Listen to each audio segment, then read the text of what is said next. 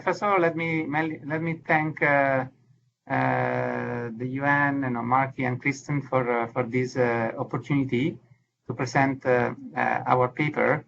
So this is a joint presentation by Serkan, who is here with me. Hi, how are you? Hi there.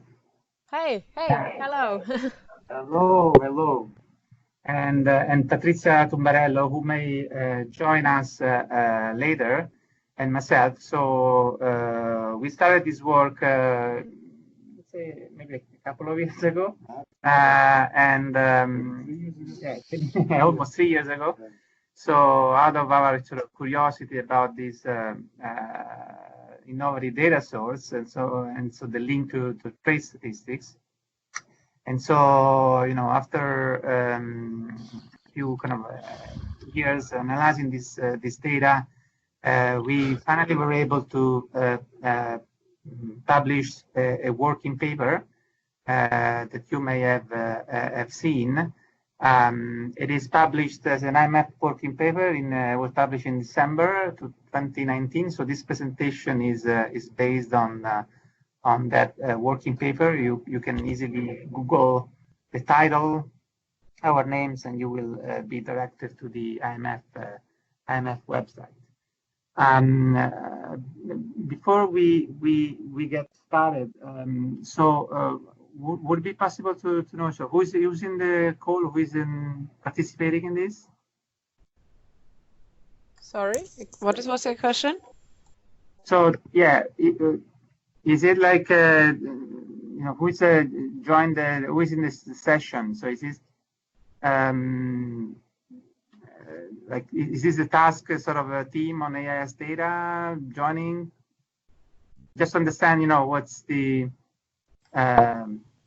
yeah, it's partly people of the AIS task team, but partly also just interested participants in AIS. Okay, sounds good. Okay, so yeah, anytime if you I don't know, if you feel to sort of ask questions, clarifications, maybe we can pause and wait in case there is any questions along the presentation. And of course we'll have at the end of the presentation a few minutes for Q&A. Okay. Can I just say also that unfortunately I have to leave at half an hour, but Marco is presenting on behalf of the team this joint work, and so we'd also be accessible on email if you have any further questions even after today. Okay, sounds good. Thank you. Yeah. Okay, so let us start with the outline of this presentation. Well, motivation. I think we all know the potential and the challenges of these sources. We are particularly interested in trade statistics and in using this source to improve the quality of trade statistics that we will discuss in a minute. As we will discuss in a minute, we'll go through the key questions and findings that we wanted to address in this working paper. We'll also describe the data and the methodology that we sort of proposed. And also we will discuss our validation study that is based on a country case, Malta. So we use Malta for several reasons. First, because we had the data available to conduct this study for Malta, but also because Malta is an island country and is very open to international trade. So it was kind of a particular case that where this data can be very helpful. So we will look at the different ways we validated our results, looking at maritime statistics, trade statistics, and also direction of trade statistics, meaning trade by partner countries. And finally, we conclude with So why are we doing this? Also the relevance for policymakers, why this source can be potentially useful for policy making. So what is the problem that we are trying to solve? So as I said before, here we are trying to use this source to improve the quality of trade statistics. And here I'm using the term quality to indicate particularly two dimensions of quality, timeliness and periodicity. If you look at these two charts that are also in the working paper, they show timeliness and periodicity of merchandise trade data, so trading goods data, for small state members of the IMF.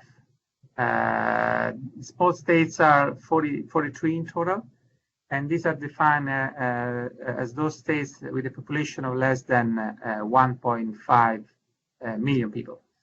So as you can see from the left-hand chart, in most of these small states, trade statistics are available with a delay of between 3 to 5 months.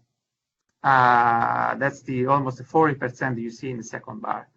But if you look on the right, you have many of these countries that produce this data with a significant delay, beyond 6 months. Some countries are even beyond a year. And if you look at the periodicity on the right-hand chart, you can see that almost 50% of these countries produce quarterly data. And as you know, these data are quite important to detect, movements in the economy, turning points. So having this data on a sort of quarterly basis with a lag of 3 to 5 months, or sometimes even longer, may really hamper, the policy making based on this data. So detecting in real time, or at least, in a quasi real time, what's happening in the economy for policy intervention. So this was sort of the main motivation. So to try to see whether this type of non-traditional source can help in improve for these countries, of course, for countries that are sort of exposed to international trade by sea, with a lot of seaboard trade, whether these countries can improve timeliness and periodicity of trade data. Okay. Let me just say that this is also a disclaimer that we have in the working paper. So here we are not, sort of criticizing or putting in discussion the quality or the accuracy of customs data, which is the main source for trade statistics. We just know that in some of these countries that use customs data, the production of these indicators come with a significant delay. What we're trying to do with this source, what we're trying to say is that we can use this source, we can use AIS-based data to perhaps bridge the gaps and make sure that policymakers can have some early signals about trade activity before the official trade statistics are published. So here, just a caveat of this analysis. So we're not saying that AIS data, are more accurate than the customs data, of course. So this is important for the discussion. So what are the benefits that we see of this data on vessel traffic? Again, improved timeliness and periodicity of official trade data, but also provide additional granularity on trade flows. So what we see from customs-based data is, it may not have, it doesn't have the same level of detail that we can see from AIS data. AIS data, you have port-to-port data. You have information on a on a real-time basis, on a daily basis. You can aggregate any frequency you want, and also you can sort of measure. You can come up with measurements that are beyond sort of what happens in the ports. You can look at sea routes. You can look at sort of looking at some network charts. How the ships are moving, how ships are changing their routes. So there are also ways in which this source can actually improve measurement, but not only measurement of trade in ports, but also how these cargo ships move around the world.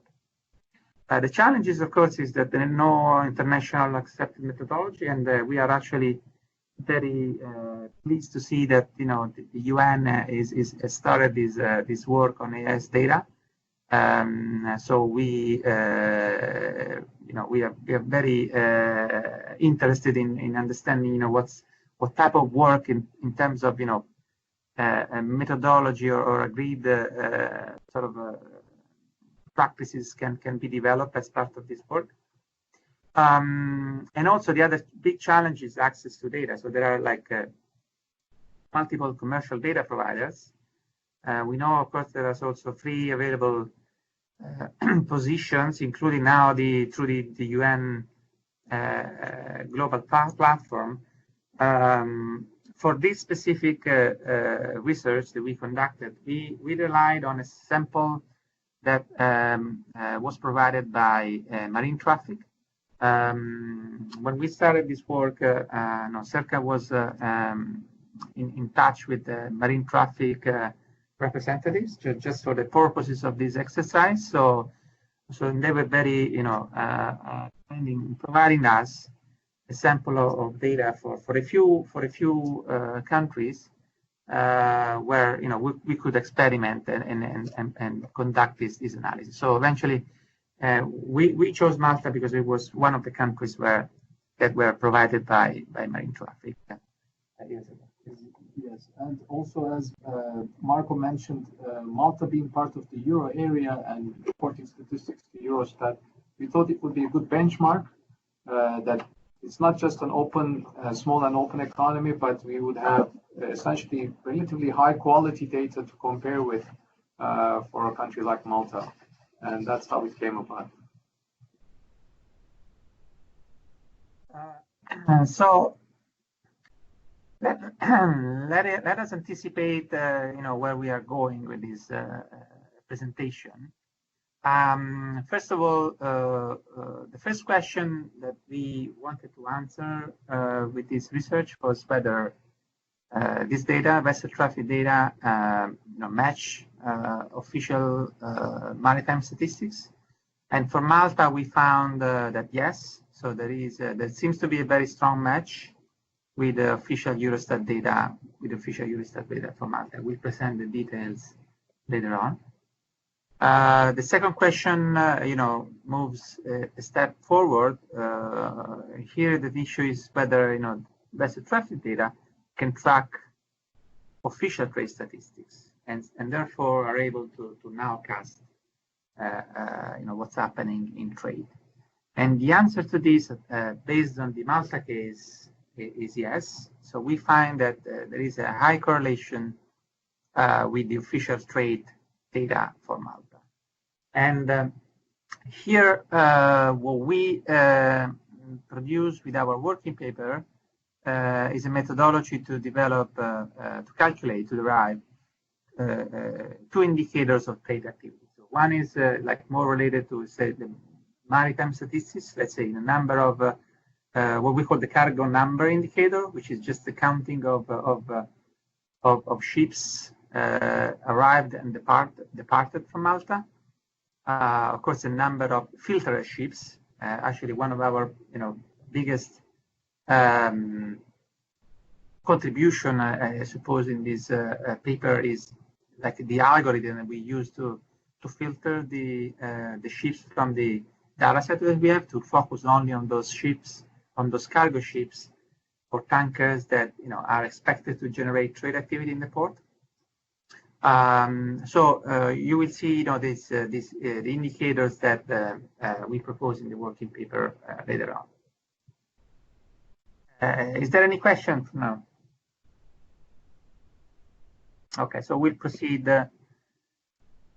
with the presentation then. Okay, I think well, this slide probably is redundant based on the discussions this week. So AIS, the data, it's possible to track activity and movements of any kind of vessels over, I think, a certain tonnage. I don't remember now exactly what's the 300 tonnage. Yes, so 300 tonnage is the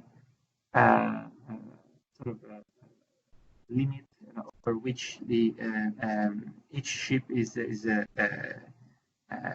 to be compliant with the IMO regulation. So it's a requirement for these vessels for safety reasons.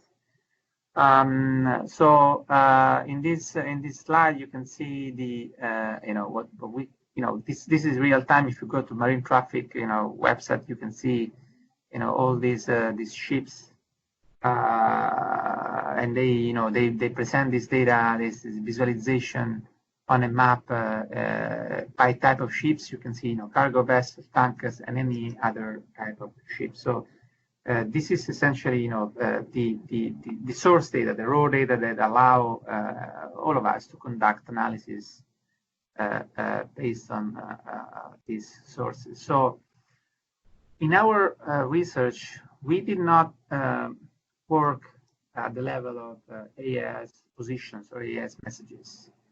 What we actually used is sort of a combination of positional data with port locations, and these are called port calls data. So these are actually the data that were provided to us by marine traffic. So what happens is that you have positions, you have ships going back and forth from ports. These port calls data essentially are events that happens when a vessel enter and exit a port. And so here, we are relying for these port calls data on the sort of algorithm and methodology that we developed by marine traffic. So the data set contains, both incoming, so port calls when a ship goes into the port area, but also when a ship leaves the port area. And also there is also some noise, right? So you have also when ships come into a port, that ship may actually only be transiting into nearby the boundaries of the port, or maybe actually be in an anchorage location, waiting to go into the port. But sometimes you have some port calls that are not actually ships that go into the port for doing like for unloading or loading cargo from the terminal. So in a sense, that's one reason why we need to filter, right? Because the port calls that we have available may contain noise, may contain signals that are not that are not related to trade activity per se. Okay. So this is the case, the country case that we focus on. So for Malta, the activity, trade activity in Malta happens particularly in the south of the island, in a port called in the Bay Area of Maastricht. Here you have two ports where container ships and oil tankers go to. So you have Malta Freeport. So Malta Freeport is a big hub. There is a lot of transshipment hub happening in Malta Freeport. That port has a capacity of 3 million containers, and most of the containers going there are actually for transshipment. So most of the containers that do activity there is not actually for Malta imports and exports, but it's actually for and also you have this area in the north, which is an oil storage facility. So in that area, you have a lot of tankers going there. to kind of store and distribute oil in the country. So in our port codes data, we are not able to distinguish between sort of these two ports. We only have Marshallock as a whole. So I think the boundaries, I think, is what you see as the sort of yellow line. But looking at the port is important to understand which kind of terminals you have. So we really went in depth to understand also the type of activity that can happen in that port. And I think this is useful for any kinds of port, any kinds of country. So I mentioned before the filtering technique that we are using. So as I said, there is a lot of let's say not a lot, but there is some noise in the data set of port codes that we have received. So in the paper, we have a table that indicates the number of port codes that we are available. It's over 50,000 port codes in total. And after applying this filter, we get to around 40,000. So we reduce by more than 20% the original records, the original port codes that we had in the dataset. So how do we do this? So first of all, we focus on container and general cargo ships. So in the data set, we have port codes by type of ships. So we have different type of ships according to marine traffic classification, which I think is consistent with the IMO classification of ship types. And also we focus on those ships that stay in the port for a time between 5 hours and 60 hours. I'll get back to that at the end. So this is also what you see on the chart here. I want to also just briefly mention the other sort of exclusion rules that we use. So we exclude all the ships in transit. Ships in transit, I think I defined those that go through the port boundaries, but have a speed of higher than 1 knot. So that's how it is defined. This is also a flag that is provided by marine traffic. So we also another exclusion rule is that we exclude anchorage and bunkering tankers, because we expect these port codes not to generate any trade in any cargo trade. Also, we have port codes when ships arrive and port codes when ships leave the port. So we only focus on those kind of matching port codes. So we look for the MMSI number, and so we make sure that we combine an arrival and a departure of the same MMSI to have a sort of a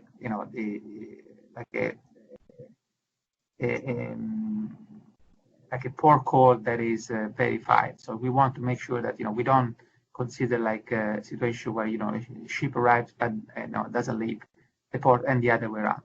And finally, so on the last one, so on this threshold, we want to include ships that are expected to generate trade activity. And so we use the time as a dimension that can distinguish between ships that are not coming to the port for any type of trade. So we set these thresholds 5 hours and 60 hours. So the 5 hours is we expect ships staying for shorter than 5 hours, not to have enough time to sort of have kind of cargo handling operations, and for ships staying more than 60 hours, we believe that those ships are not there to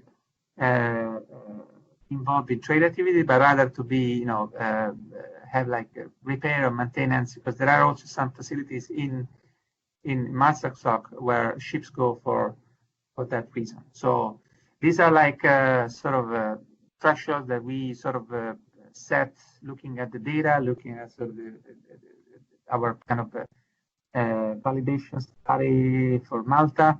Of course, these thresholds can be improved. They can be perhaps found based on algorithm, based some kind of optimization technique, or even by machine learning. But I think it is important to filter out, because I think there is a lot of noise, to filter out those ships that stay too short and stay too long in the port. Mm-hmm. And some of those techniques we just touch on in the paper. It's on page 14. Some machine learning techniques, some auto sample estimation techniques using Stock and Watson kind of analysis, which is kind of open for future research, as you try to highlight for others, perhaps, if they want to go in this direction. So okay, so let's go back then to our deliverables. So we compile two indicators of trade activity. One is a cargo number indicator. So this is just the number of filtered ships visiting a port. The second one is the volume of cargo loaded and unloaded at the port. So the first indicator says compatible with official maritime statistics, while the second indicator is compatible with official trade statistics. So in a sense, both indicators are related to trade activity, but in our validation study, we compare these two indicators with official statistics from maritime domain and from the trade domain. Okay. So to give you sort of the logic behind our sort of trade activity indicator, we're going to focus now on the trade activity indicator, because the cargo load indicator, because the cargo number indicator is quite simple. So once you filter the ships that are expected to generate trade activity, as we discussed earlier in the slide, just an aggregation of the residual number.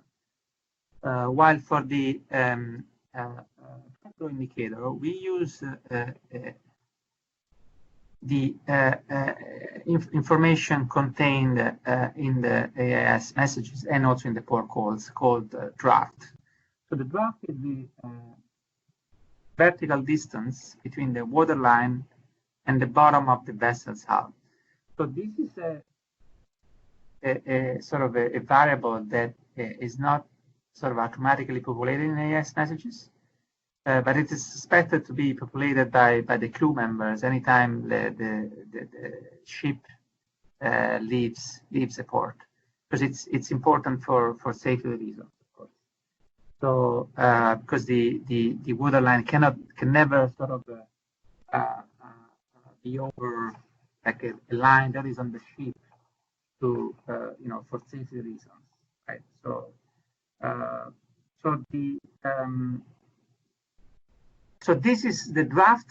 The draft is the key variable that we use to measure the trade volumes. Of course, it's an approximation, but it is the information that closest information to trade that we could find in the case of AIS data.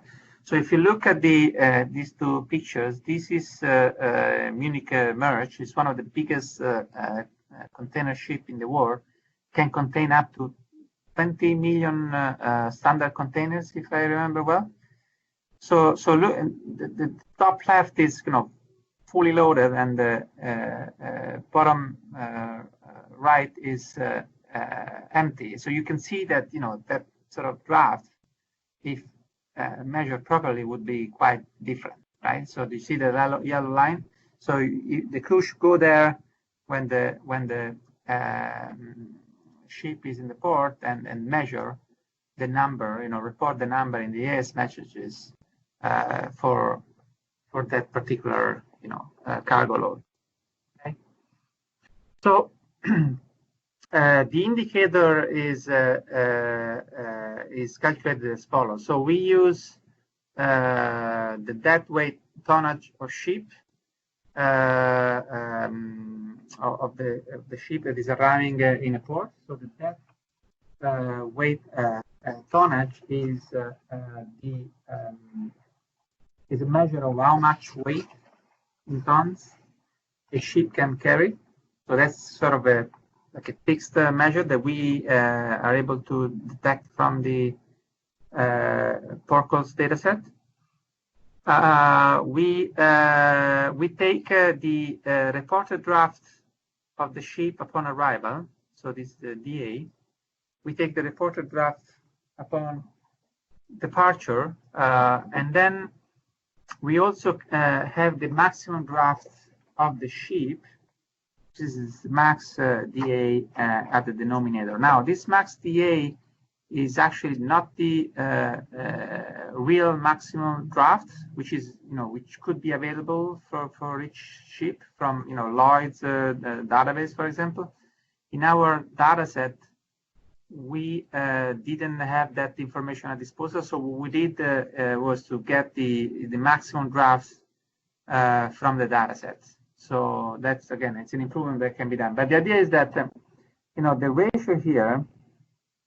So we take the draft on departure and the difference with the draft on departure and the draft on arrival. We take the absolute difference because we try to do like taking the relative difference, but it didn't actually help.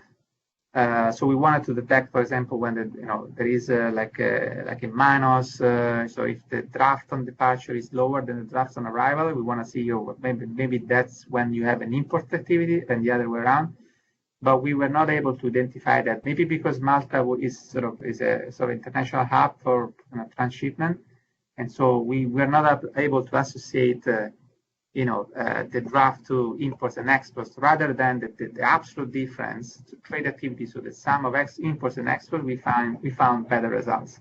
And again, this is probably the sort of specific case of Malta that sort of why we sort of picked this format. It seemed to provide better results.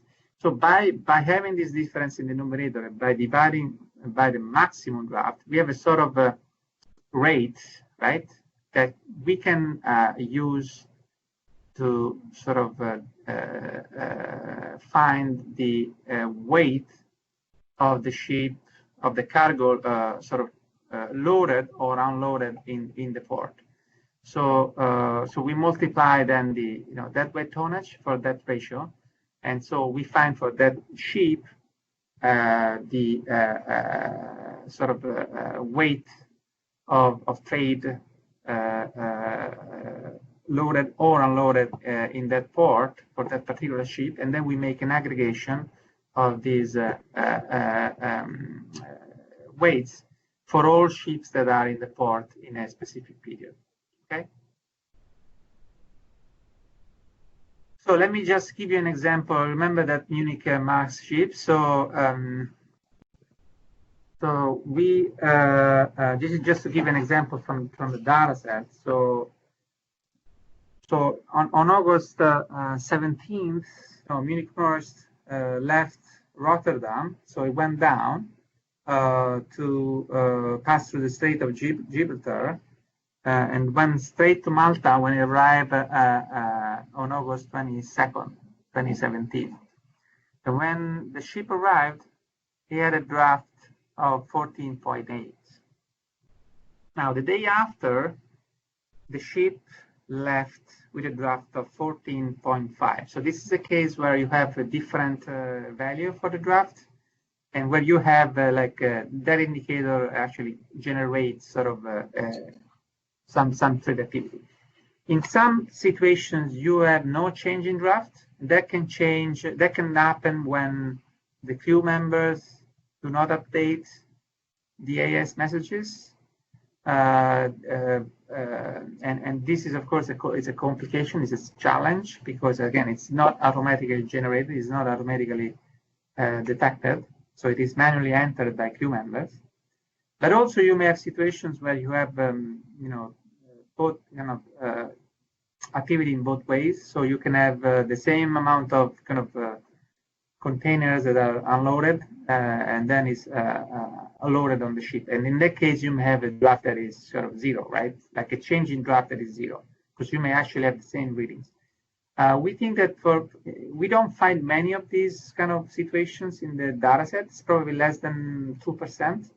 So at least for this particular case, we don't see like for this particular port, we don't see kind of these problematic problems, like major issues of the methodology. But definitely, this is an area that perhaps need to be, where we need to have like a closer look and perhaps deserve further investigation, because you may have ships that again unload and load the same amount of containers, and so you would not see any change in draft, but you would have so some trade activity, of course, generated from that ship.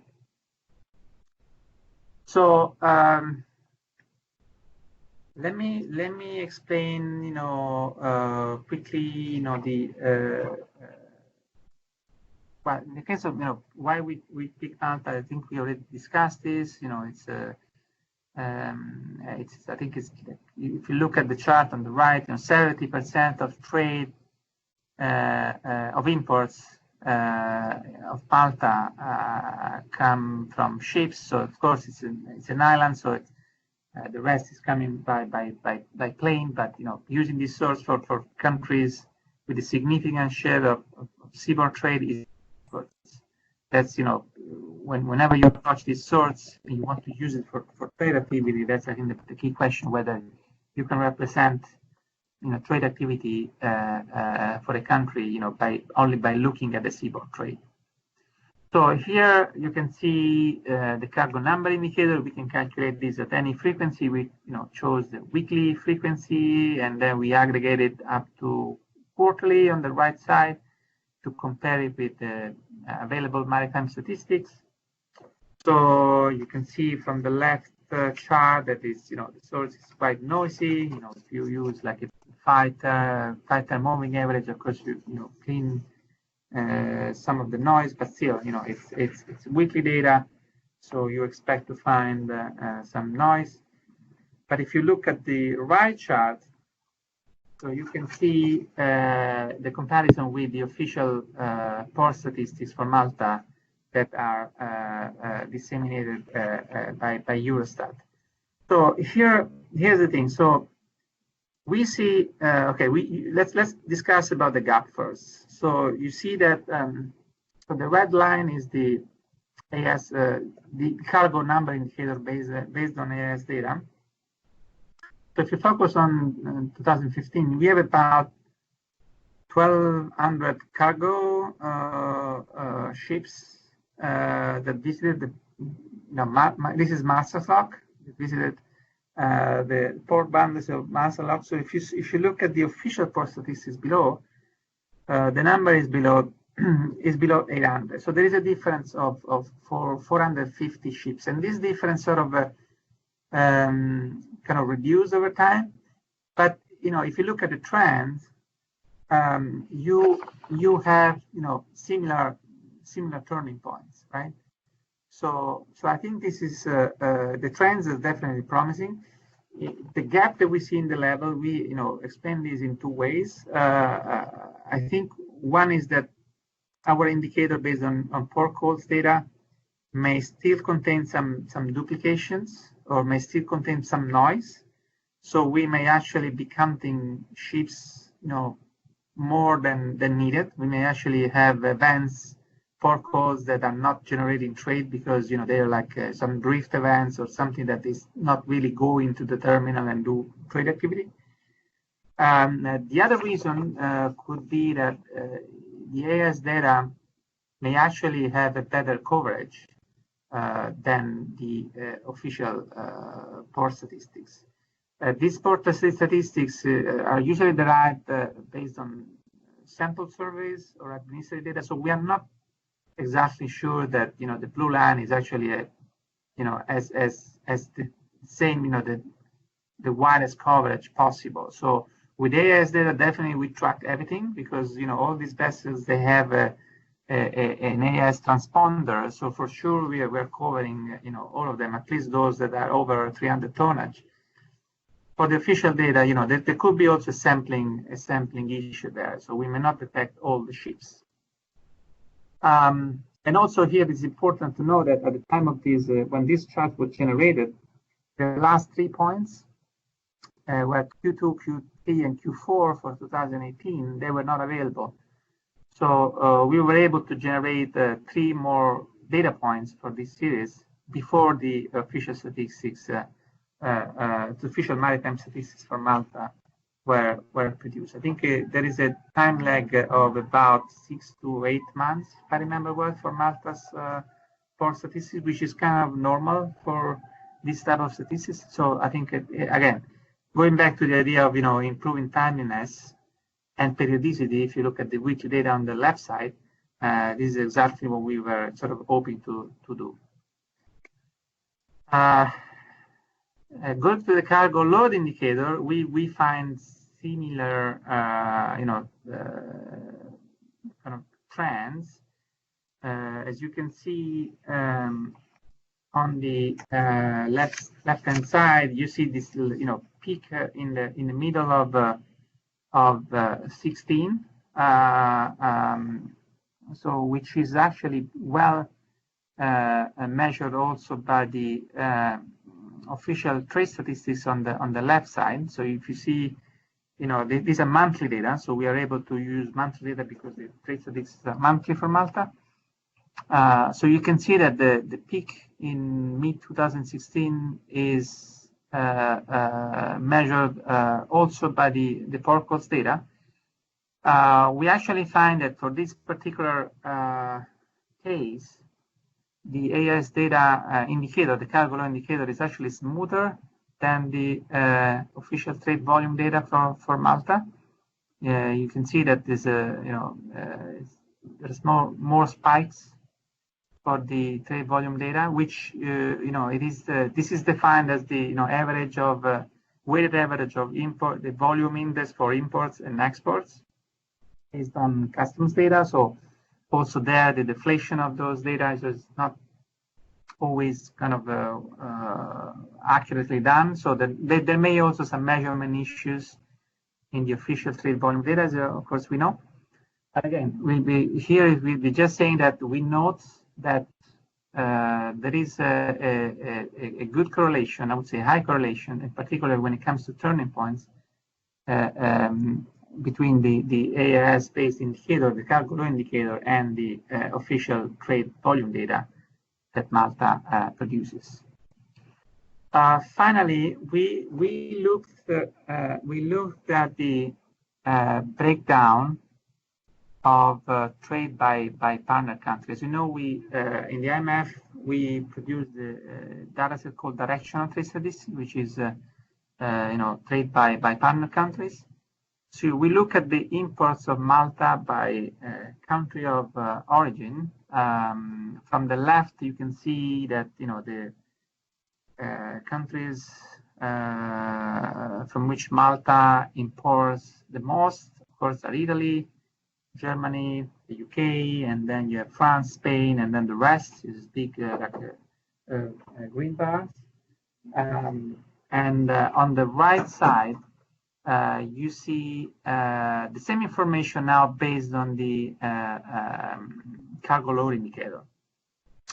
So you can see that Italy is sort of high, but you can see that the other countries are countries that probably use detected because they are the countries where the shipment sort of is done, where the last port where the ships sort of sail to Malta. So you can see Egypt, you can see Turkey. Of course, you can see also there's a lot of variability. So we also, if you can see, in the case of Egypt, actually that's an interesting fact, or at least assumption that we made. So if you can see in 2016, the share of imports from Egypt is sort of nil. Or it's sensibly reduced. Maybe it's combined in the rest in the sort of green bar. So one explanation for that is that in 2016 there was a large increase of large reduction of oil prices. So some of the ships, and actually we had some news about this, some of the ships coming to Europe from Asia, they were not going through the Suez Canal because going through the Suez Canal is quite expensive. They are actually circumventing Africa and going through Gibraltar. So you can see that the share of Spain in 2016 and France are sensibly higher. So one justification for this, 2016 data is that ships actually change their routes based on the price of oil that was sensibly lower. So it would actually make sense for the owners of the ships to actually change routes to maybe take a longer route, but avoiding paying the extra fees for the Suez Canal, so I think that could be like a justification. We are not fully sure about that, but it could be an interpretation for this fact that for 2016 the share of Egypt is substantially zero. Okay, I'm approaching the end of the presentation, so I think we just want to give some caveats on vessel traffic data. So we believe that they can be a measure of trading goods, of course, not services. They can be a good proxy of volume, not value, and of course, it's very difficult to have information at the sort of kind of detailed information about goods exported and imported. So I think it can provide a good approximation for broad product group, particularly for like oil, LNG, or bulk commodities. But you can actually detect the ships transporting these type of goods and isolate them. We discussed about the importance of having countries with high share of seaboard trade. I think also for countries where imports very open to international trade, these indicators can be a good proxy of GDP, not just of imports and exports. So this indicator can possibly be used in sort of nowcasting GDP activity, given that this indicator can be calculated in a very short time. So challenges, you may have a situation where reception, in some locations reception is poor, particularly when you are in an open sea and if you want to perhaps use ship positions. So in that case, you may not have full coverage particularly for sea routes. As we know, some ships may decide to switch off the AIS transponders, and that can also be a measurement issues, particularly when in areas where there are trade sanctions. And finally, you may have situations, you have countries where the sample size is small, particularly when the draft, if you want to use a draft and the draft is not accurately measured, or maybe is not changed as you would expect. Finally, again, I think this study shows that we can use this source to track countries' trade in real time. We're talking about tracking, we're not talking about measuring. So still we believe that the official trade statistics or official maritime statistics are the key benchmark to compare this source. But because they're available with delay, using this real-time information can really help fill in the gaps in timeliness. This methodology can be extended to other countries for sure. Any country with a significant share of trade can definitely be an interesting case to study. This, on a global scale, this methodology can also be applied worldwide. So, of course, our economists here in the fund, but also outside the fund, are always interested in what's happening in global trade movements, not only at the global level, but also at regional level. So if you extend this study to perhaps the key ports in the world, you can actually have regional trade, regional pattern in a very timely fashion. And again, this is the last disclaimer. I just want to make sure that this is the message we leave with. So we are not questioning here the accuracy of official trade statistics, but we think that this is a good way. This is a good source that we can use to enhance timeliness, periodicity, and granularity of trade statistics activity. With that, I would stop here, and I would welcome any of your questions. Thank you, Marco.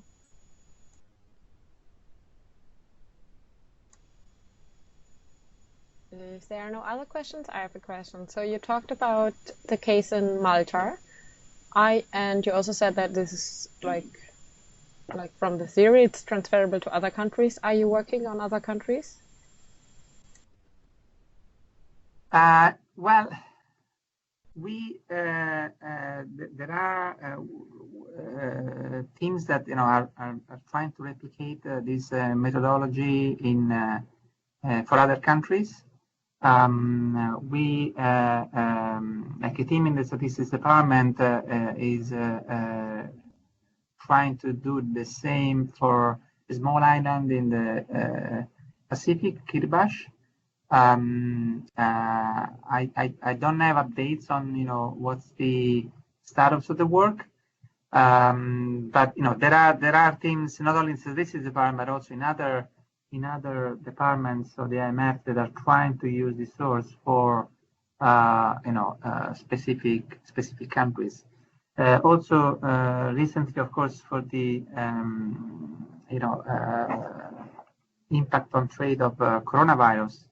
There is in the IMF, kind of research activity on detecting what's happening in the economy, and so we were asked whether this methodology can be used to have an early indication of what's happening on trade. Of course, the problem there is the access to data. Our methodology has been developed on a sort of 4 years of data between 2015 to 2018 for Malta. Again, based on this provision of data from marine traffic that, of course, were given to us to conduct this research, but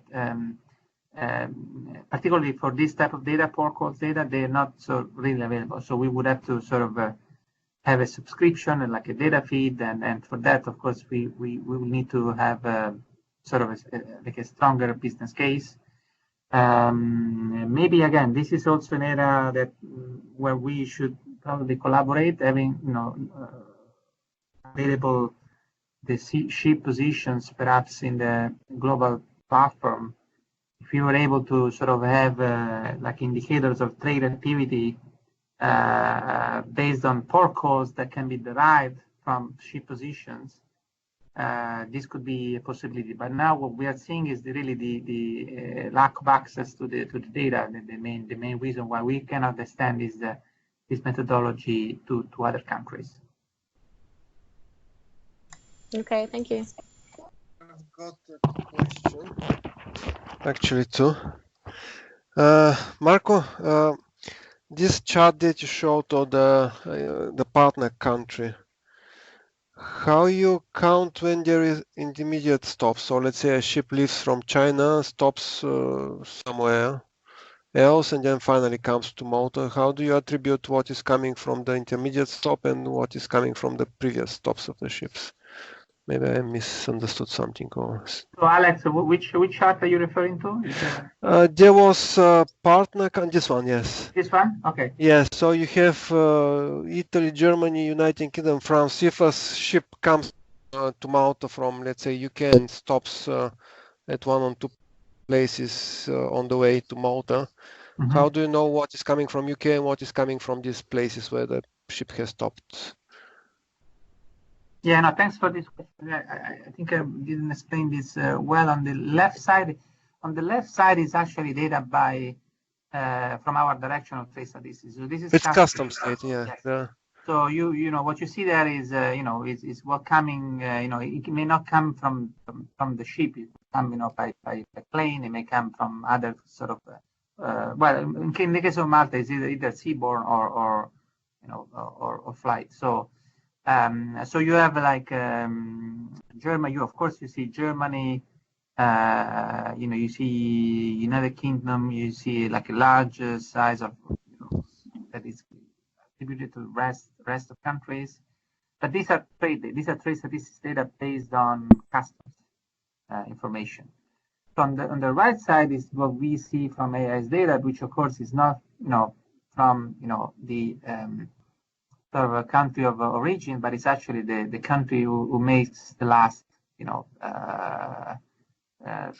part of the shipment. So that's why you see these countries, Egypt like is high, because lots of things coming from Asia go through the Suez Canal. So you don't see that, because we only see in our data set, we only see information about the last port and the next port. We don't see like the routes.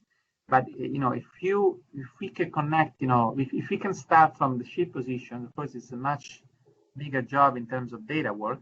You can actually track where the ships went to, and perhaps try to make an association between the customs based data on the left and the AIS data. But you need to have the full sort of records of the ship positions over time.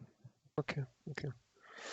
Yes, thank you for the answer. And the second question, what you do about the ballast? So in the ship load, cargo load indicator, I think you call it.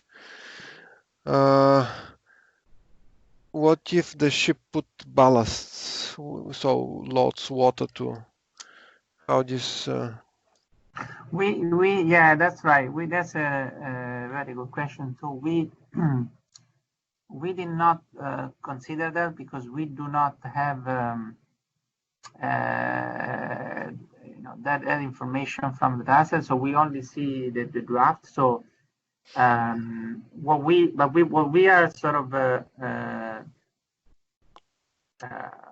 measuring here is the delta. So it's the difference between the draft and the router. So whether that is kind of ballast water or it's kind of containers, we don't know. We don't have information to detect that. So that's, I mean, it's an approximation, of course, it's a proxy, but we don't have information to distinguish between possible difference in weight based on the ballast water.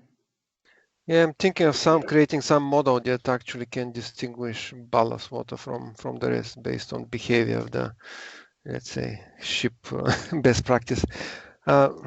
Christine, probably I want to show quickly one picture to Marco and the rest. If you allow me to share my screen just for a second, sure. It's in relation to my last question. Okay, still not coming.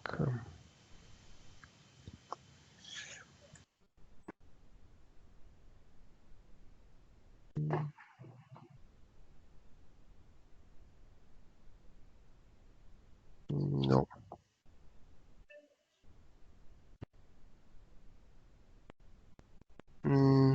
Somehow it's not coming to me.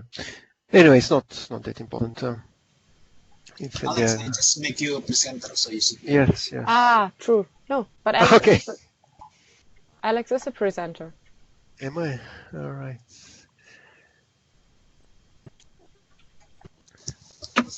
Okay, for some reason it doesn't work. Anyway, it's not that. Share screen. Okay.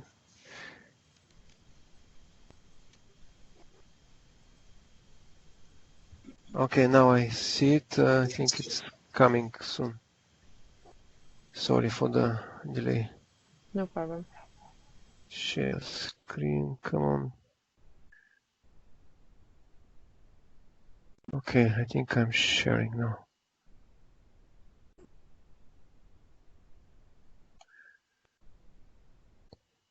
Is it coming? It's loading. Yes, Okay. So you see a slide from another presentation that I have. So this is actually the distribution of for tankers. VLCC is very large ships and Handy is smaller ships. And this actually peak at on the left-hand side, there is a peak between 30 and 40%. And the suspicion is that most of the time when ships are empty, they are carrying around 35% ballast. It is this type of the ship. And when they are full, again, the tankers, they are either full or empty, perhaps, most of the time. So when they are full, this is the peak around 85–90%. So perhaps some model I'm thinking how to distinguish between these two. And with smaller ships on the right-hand side, Handy type is actually less clear what is ballast what's. But any ideas or any collaboration in this respect? Absolutely. Okay, so that's me. I'll stop sharing now. Yes, Marco, this is Marty. Hi, Marco. So thank you for presenting. I think that we in the trade statistics we welcome very much the initiative to try to correlate the tracking of the ships to the trade volume itself. Of course, value is more complicated, right? Just like you said, but we also face some challenges in trade statistics because recording of trade volume is also problematic, right, compared to value. So this is also something that may have some impact on your analysis. But just like Christine mentioned earlier, so at least we in the UN and the task team on the AIS, we would like very much to be able to replicate your algorithm in the platform, right? Especially your approach on this cargo load. I think this is kind of like a simple enough for us to understand, right? And then I'm sure that we can replicate this. I think the question is that whether or not the AIS information that we have in the platform contain this informations, right? Or we are able to calculate it. So I'm not sure because I know that you have been asked also by your management, right, to scale this into globally available. So I think that we can work together on this, right? So I'm sure you already have access to the platform, so you can take a look what we have there, and then maybe you can also try to replicate your algorithm there. So Marine Traffic has given you the port call informations, right? So this is maybe a little bit challenges because the one that we have in global platform is basically the kind of like a raw data itself. So we have to calculate the port call. But luckily we have the algorithm from UK and Peter from Denmark that is also trying to calculate the port calls, right? So I think we can work together to build one indicator on top of one indicators together, so that what you have mentioned earlier about the challenges into data, challenges into the access to the data, be using through global platform, it wouldn't be an issue anymore. Right? So we just really concerned about the methodology. That's it for me. So I'm really looking forward to replicate this in some other countries. Like, so you mentioned since one of the country in Pacific, Kiribati or something. Yeah. So so I think online we have also colleagues from Indonesia, statistics Indonesia. Maybe we can also pick one port in Indonesia and try to correlate. This is also one of opportunity. Especially they should have a knowledge on the ground. Marky, thank you very much for this. We definitely welcome your sort of call for collaboration. We were thinking along these lines too. I think the complication is from moving from AIS messages for ship positions to port calls is really to find the algorithm that can detect these port call events designing the boundaries, making sure that you have like events that are, accurately measured. I think that's, what, the value of marine traffic, right? So that's, I think they spent quite a number of years to develop and refine that algorithm. I mean, this is something that can be replicated, but this is definitely something that we should discuss. We don't have yet access to the ship positions through the platform. We are still resolving some technical issues, but as soon as we see the data, perhaps we can get back to you on this. And also now Serkan is back, so he also wanted to say something about the work on Kiribati. Okay. Right. So as Marco mentioned, I think in one of the first slides, that the quality of the trade data, especially in terms of timeliness and periodicity, is especially weak in certain parts of the world, and that applies to the Pacific, where we have about a dozen members, and all island states. So we have a junior economist who has been assigned to the Kiribati Article 4 mission, and she is working with the mission team to essentially create trade statistics that don't at the moment even exist for this year or even last year. So, and she's been able to get the data from marine traffic to do some back testing, and it's also promising. It's quite promising, and it will be featured in the next Article 4 report for Kiribati later this year as a fact, and possibly another working paper. But we've been also encouraged by that work as well. Okay. No, I mean, please keep us informed, and maybe I'm sure I already invited you to be part of the task team, right? Since you are quite active in the AIS, so we would like to invite you to be part of AIS task team. So the next meeting, I will invite you guys. And the last point from me is that you mentioned a very interesting fact, which is the canal, right? So basically, there are only two canals, or two big canals in the world, which is Suez Canal and Panama Canal, right? I think that if we can develop indicators based on AIS data for these canal activities, this will be will give us information about the world traffic. Right?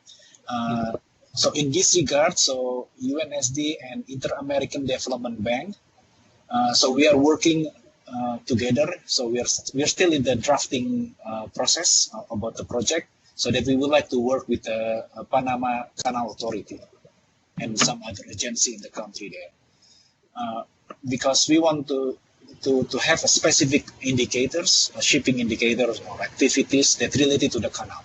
This may be a little bit different than the port, right? Because in the canal, depending on how long the ship is waiting to enter the canal, whether the canal is busy and so on. So this is also still part of our activities in the AIS task team. Of course, I will also share this in our regular meeting. That's it from me.